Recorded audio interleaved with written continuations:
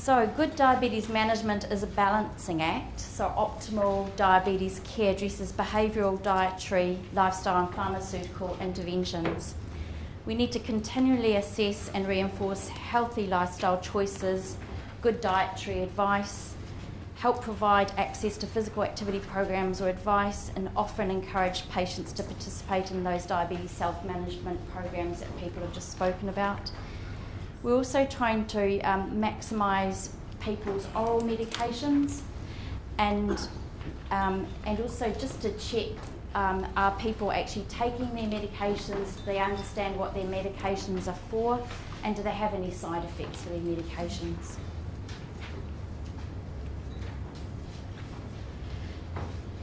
Like Lorna said, we do continually look at HbA1c, and we use the colourful HbA1c indicator for diabetes, good diabetes management. HbA1c level reflects a person's average blood glucose level over several months and has a strong predictive value for diabetes complications. It can be misleading though if there's a high red blood count turnover. And I see this a lot in my oncology environment when people are having blood transfusions and also with renal failure and dialysis, and if people have used steroids recently, so that will certainly affect HbA1c levels. It alone doesn't provide a measure of glycemic variation or hypos. So glycemic control is best evaluated by a combination of results such as the self-blood glucose monitoring and HbA1c. HbA1c targets and blood glucose levels are individualised for a person's own unique situation and circumstances. All the books tell us between 50 and 55. However, recently in a couple of my practices, we've had a few elderly people with HbA1cs in the 30s and 40s on insulin, and they've not been checking their blood glucose levels, and they've actually been having hypos at home and came in with severe hypos into hospital. And you know, and it's very easy to think, oh yeah, they're doing fine, you know. Well, it's really important if people have low HbA1cs that you do check for hypoglycemia. So I've just been pulling back on their sulfonylureas and pulling back on their insulin medications. Both those patients had a declining EGFR, and that also highlights the issue that if their EGFR is declining, that they're holding on to their insulin for longer. They've injected insulin, their own insulin, and HbA1c tends to drop as their renal dysfunction gets worse. So it is really important to look through people's log books, and a target of 55 to 64 may be more appropriate for some people. And I quite like this diagram. This is a diagram produced by the American Diabetes Association. It shows a less stringent goals of an HbA1c of less than 64 may be more appropriate if patients have a history of severe hypos, maybe have limited life expectancy, have advanced microvascular complications, extensive comorbid conditions, or long-standing diabetes. It is also important to consider patients' attitude and capabilities to self-care as well, and whether they have adequate resources and support systems in place. So to be a little bit less stringent when you've got that situation, and maybe an HbA1c closer to that 55, 64 region is perfectly fine for those people.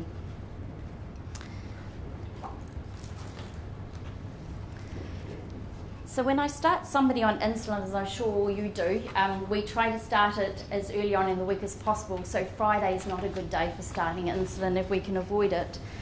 Some people require 2 to 3 appointments after an insulin start, where some people just need 1 appointment. And occasionally we need district nurses to come in and mentor. I had a perfect example of this just last week. A retired doctor actually came across in consultation that he he was with it. You got the idea that he was fine. He said all the right words and everything, and you thought, okay. But there were just some alarm bells ringing for me. And so off he went home, and I rang him the next day and I said, had you given your insulin last night? And he said, no, he'd forgotten. His HbA1c was 113 and he was having blood glucose levels in the 30s. So I suggested to him that it might be quite good to bring a district nurse in daily just to supervise and prompt him and to see how he was going. And certainly that was a good thing for safety for him. He's actually also caring for his disabled wife as well. And sure enough, the district nurses came in and he was doing all the right things, except when he was putting the needle in, he wasn't pressing the end of the pen, he was actually dialing it, just turning the dial down. So, and just having that, so we asked the district nurses to come in maybe for a week or 2 weeks only, and come in the morning. This man's on Lantus, and we give little sheets that actually prompt the person to go through different steps, and the district nurse goes through that with them. And we find it can just take a week maybe. With this gentleman, it's actually just taken him the weekend, and he's got into that system now and he's doing okay. So I normally follow a checklist when I'm starting somebody on insulin. There are many checklists available, but the checklist, like Lorna says, that I use is the checklist from the primary care handbook, and you've all got a copy of that checklist. That's the one that I've been tending to use or teach practice nurses how to use. But there's lots of checklists. There's the Novo Nordisk checklist. There's checklists on health mentoring online. So basically, it's looking at self-monitoring the blood glucose levels, what's the insulin regimen going to be, how to administer insulin, how to store the insulin, how to dispose of sharps, dietary and lifestyle advice, managing hypoglycaemia, driving legal and practical issues, providing the medical alert bracelet information, providing contact and emergency telephone numbers, advising the patient where to get further self-help information, and providing your patient with appropriate written pamphlets.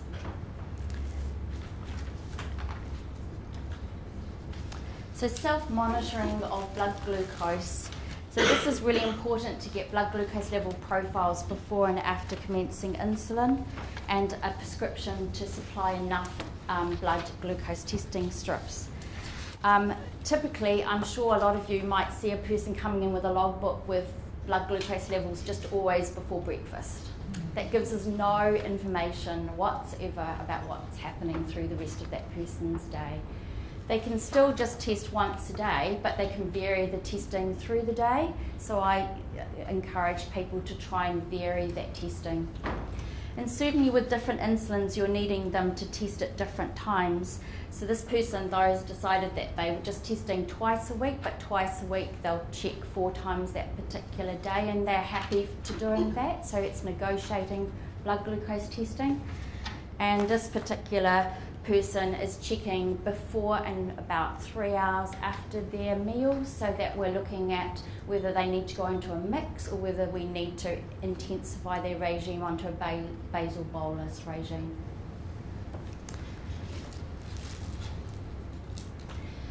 Certainly with the meters, the CareSense meters, and the CareSense meters require the tiniest amount of blood, and we know that that tiniest amount of blood may be contaminated. So again, it's teaching people to wash and dry their hands, and we talk about milking the blood down the finger, pricking the finger, wiping away the first drop of blood and squeezing out the second drop of blood, and coming down with the test strip so that you're sucking up the drop of blood through that test strip to help with reducing contamination, getting a more accurate result.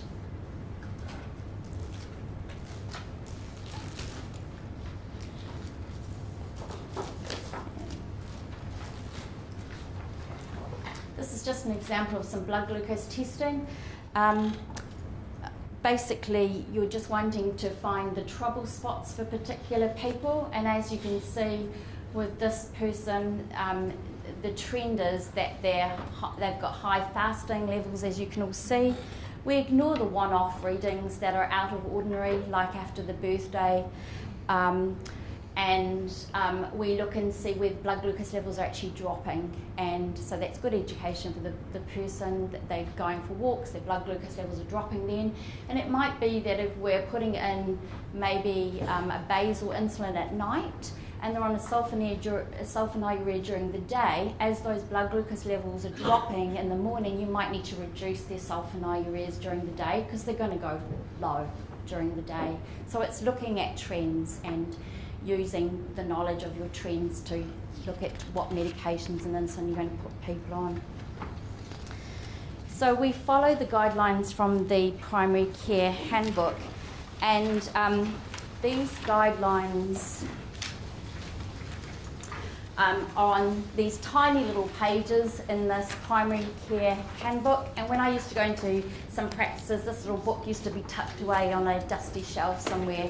So we decided that we'd quite like a resource that we wanted to produce. So this is the resource that our resource group produced, which is basically a desktop version of what's in this Primary Care Handbook. So we negotiated with the Ministry of Health, and our team at CCDHB revisited the guidelines, and we added in Lantis. But these are that we're told that this desktop resource is only to be used in the CCDHB, but we're finding I'm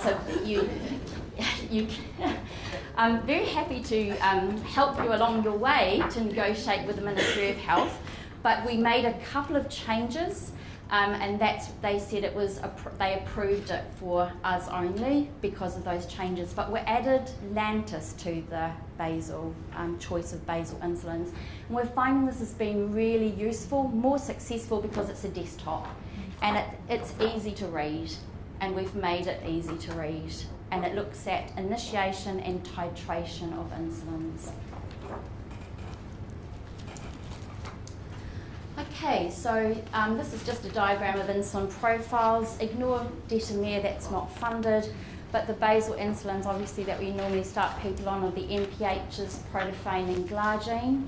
We've also got the Humalog and the NovaRapid that we use, which are our bolus faster-acting insulins.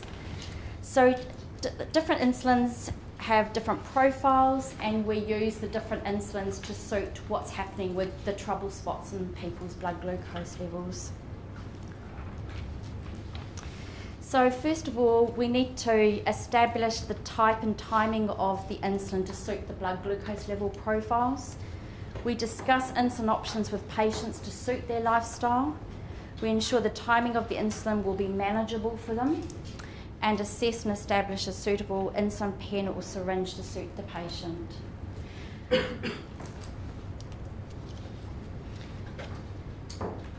So each company have their own insulin pens, and there's no cost for pens. What I have also set up in CCDHB is that people sometimes broke their pens or lost their pens over weekends. So I've set up 5 pharmacies that are after hours pharmacies, emergency pharmacies, and they have complete stocks of all the different pens, because what we were finding is that people were given incorrect pens when they went to maybe a pharmacy. A pharmacy said, oh, we haven't got the Lantis pen, but we've got this one, maybe it will fit in there. So we're also educating people that the insulin needs to fit in its own company's pen. We've got a demo box that I set up that we have in our doctors' rooms and nurses' rooms. So it actually provides all the different insulin pens, needles, syringes, so that people can actually have a look at the types of pens, see how it feels, see what suits them, maybe have a wee go at injecting a needle in, just familiarising themselves. And we're finding that this demo box is really useful. So some pens are larger, some are slimmer, some are heavier, some are lighter, some are pre-filled, maybe easier for our elderly population or a psychiatric population, or a helper who's giving insulin. They don't need to change the cartridges. Some are disposed of, that's those pre-filled ones. The greenie people don't like the ones that the big lot of plastic's been put away, so they'd prefer the ones that they can change the cartridge. One of the problems that we do find is that sometimes people may give them an insulin pen before they're going to start the insulin, so do stress with people that they don't start insulin without the education. We've had a couple of patients who've actually gone home and started insulin. You bring them back a week later and they've, oh, I've already started it. Okay, great. So, pen needles. We normally prescribe 100 needles per prescription, and the shorter needles reduce the risk of intramuscular injections. There's more risk of pain and abscess with intramuscular injections, plus if you inject insulin into the muscle layer, it is absorbed quicker and does change the profile of the insulin. And there's several trials being done to show that the 8mm needles, you've got an 85% chance of going into the muscle layer, whereas the 4 to 6mm needles, you've got more of a 98% chance. And with those horrible long 12.7mm needles, which should be banned, there's actually a 55% chance of getting into the muscle layer. So we're trying to change people over to the 4 to 5mm needles. And just changing that needle every 1 to 3 injections rather than every time they change their cartridge, as people often tell you. And you see these needles looking like that in their pens, or the needles break. If they're using them a lot, we've had a few needles breaking. I ensure that patients clearly understand and can repeat back the name of the insulin that they're using, the type of action of the insulin, whether it's short, intermediate or long acting, when it starts working, when it peaks and for how long does it last, is it food insulin or which meal to give it to, if it's an intermediate long acting insulin, to give it at the same time every day and you don't need to give it with food, the dose that they're currently taking, and I write all this information in the patient logbook.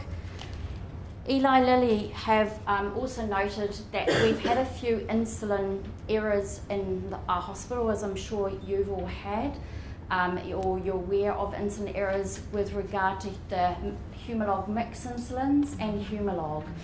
We were just talking about a reporter event just today in one of our meetings when somebody was given Humalog instead of Humalog Mix 25. So I don't know, have you seen the latest resources from Eli Lilly, which is looking at insulin identification and some pen identification? These resources are really useful. So you can get this poster in 2 different sizes. There's a nice large one, and then this goes through all the different insulin companies. So it's a great resource, and it's helpful for identifying what people's insulin they're on. So that's Eli Lilly.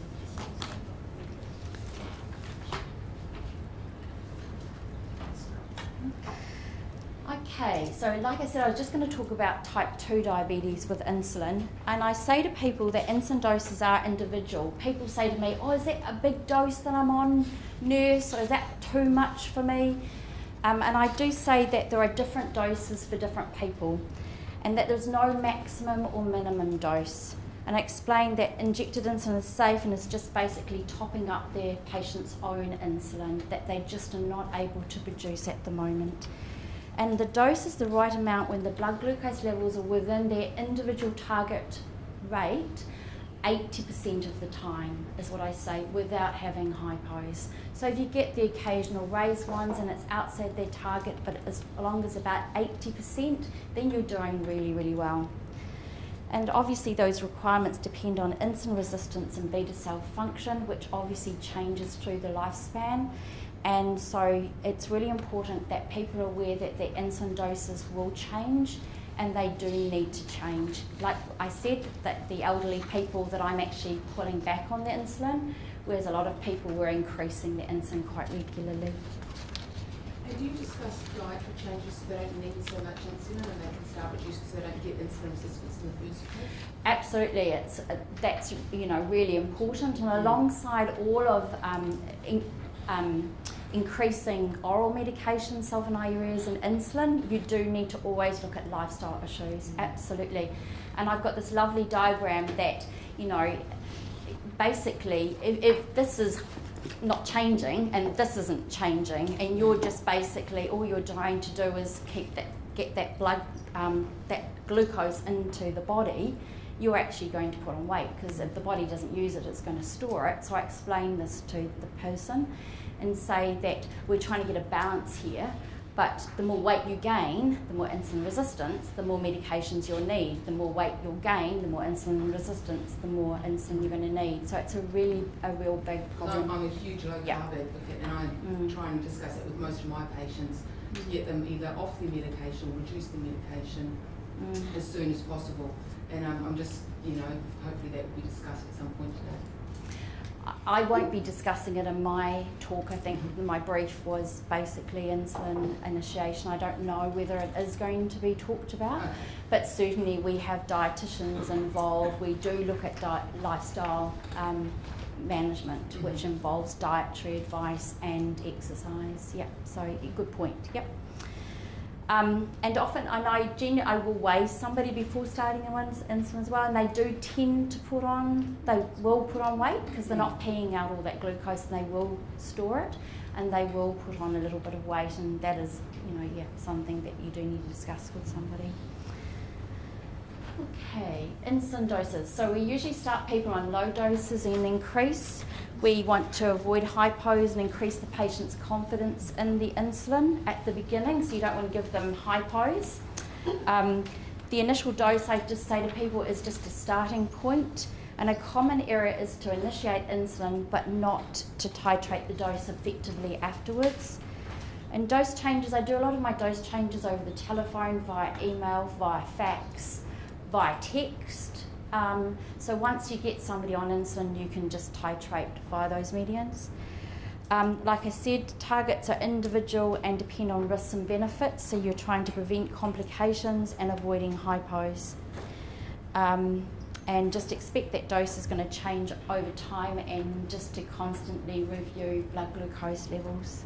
Do you have limits for titrating, like that are in here? It basically talks about how much we titrate insulin doses by. So it's generally by 10 to 20% of that dose. Yeah, but in the guidelines, which are all in here. Yeah.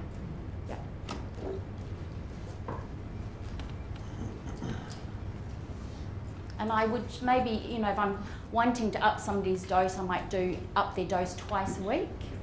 And some people if they're stable, might be reviewing them once a month if they're stable. So when might changes need to be made? Obviously with hypoglycaemia, like I said, the elderly people that I'm finding that I'm pulling back on the insulin doses due to hypoglycaemia.